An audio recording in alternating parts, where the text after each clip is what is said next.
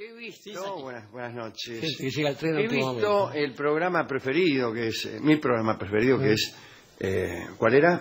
TVR. Ah, y he sí, visto, señor. como en muchos otros programas, prácticamente en todos, noticias y datos acerca de la visita de el gurú llamado Sri Sri Shankar. Shankar, Sí. efectivamente, este hombre que ha venido desde la India a traernos retazos Sí. de brahmanismo.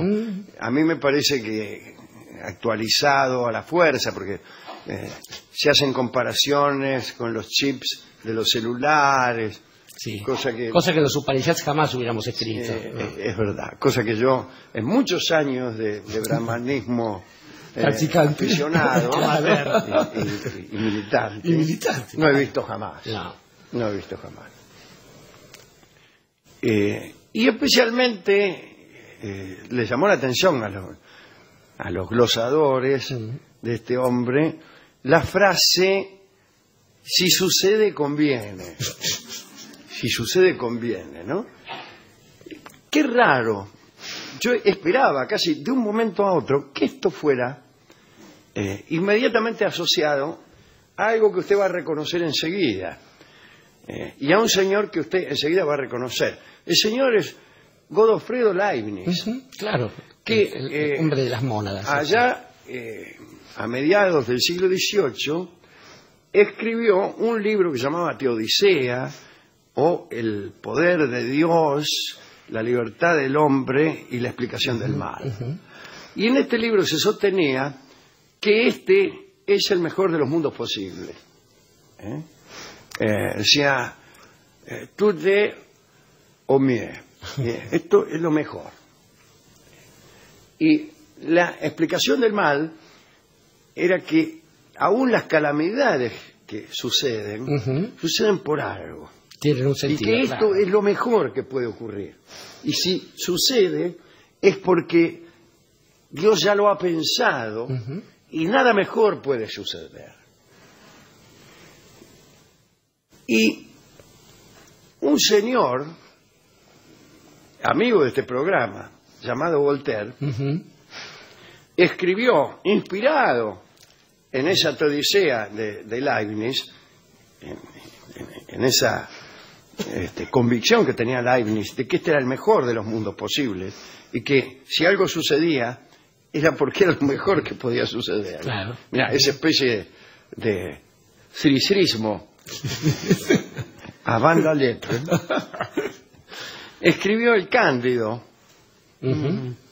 o el optimismo e inventó una palabra que es una palabra que hoy usamos mucho, que es optimismo. Optimismo era justamente Sí, lo mejor. lo de Leibniz. Claro, lo mejor de lo mejor. Ahora, ahí había un médico, el doctor, era Pangloss. Pangloss, que también. Claro, porque es todo lengua.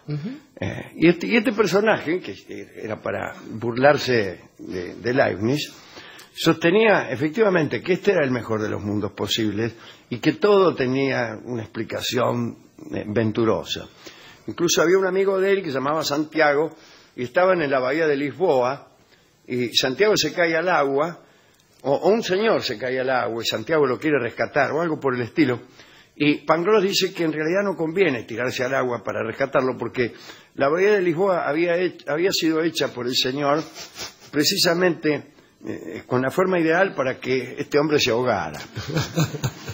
No había que ir contra los preceptos de Dios. Claro, y no había que ir contra la perfección del mundo que Dios había construido.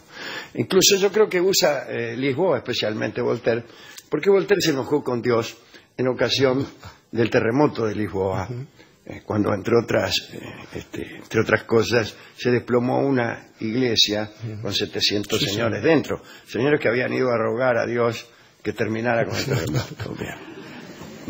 En realidad el enojo de Voltaire, el uso de Leibniz, es por el uso que ya habían hecho de Leibniz algunos, como los señores de... Sí, pero déjeme terminar. Sí, sí.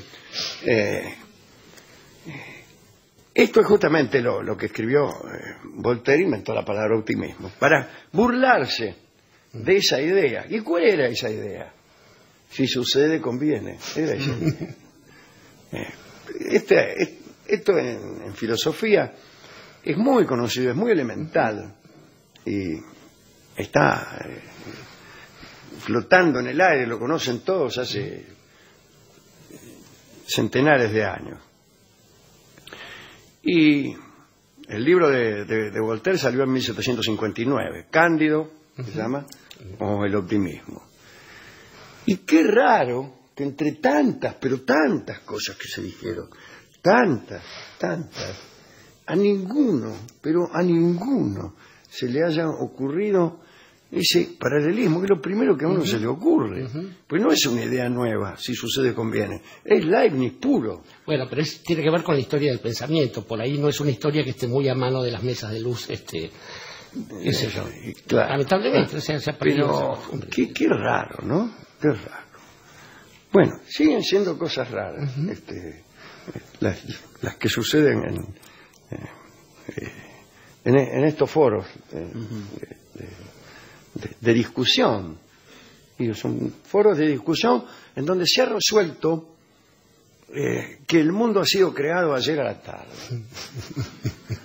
Entonces, de esa manera evitamos tener que remitirnos a la historia del pensamiento, a la historia de la música. Entonces, es fantástico, ¿no? Uno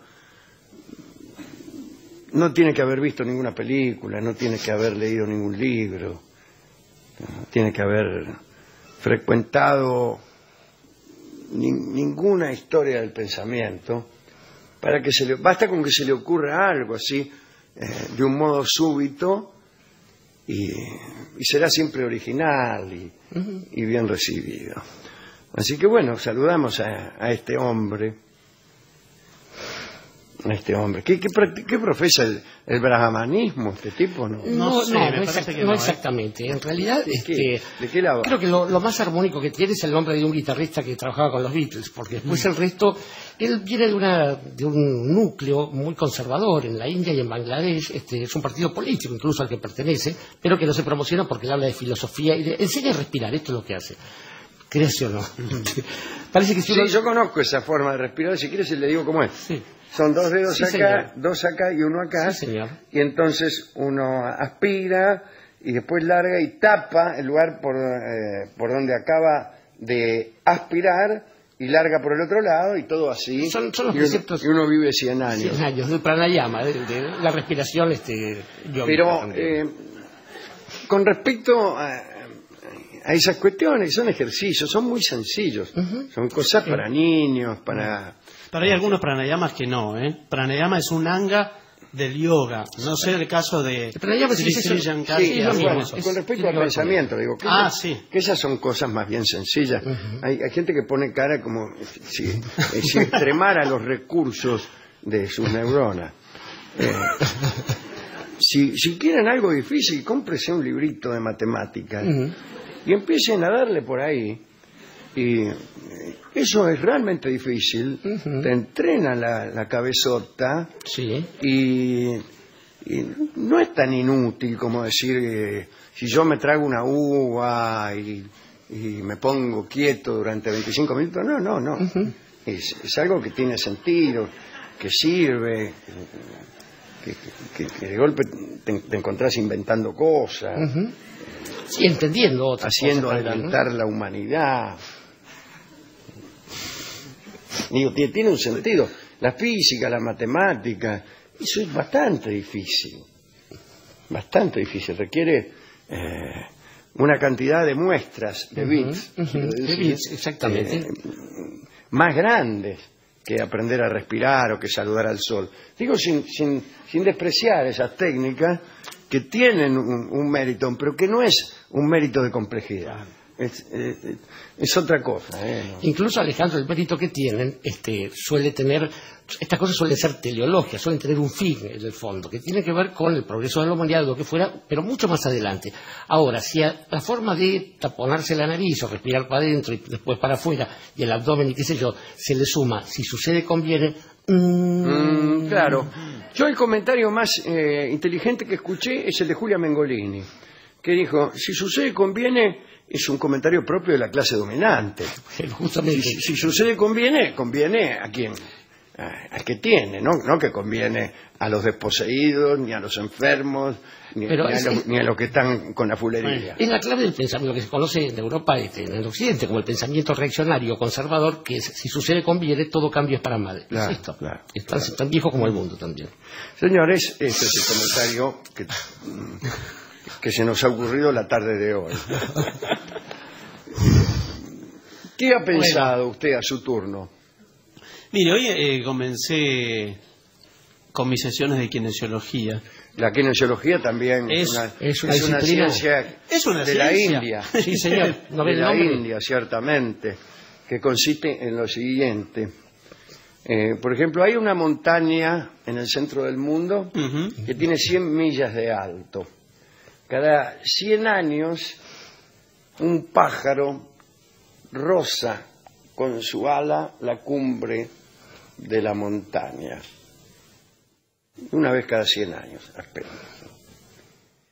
Cuando se desgaste toda esa ingente masa de roca, que mire, 100 millas de alto, y solamente es acariciada por el ala de un ave una vez cada 100 años, cuando eso se desgaste, recién habrá transcurrido un día en la vida de Brahma.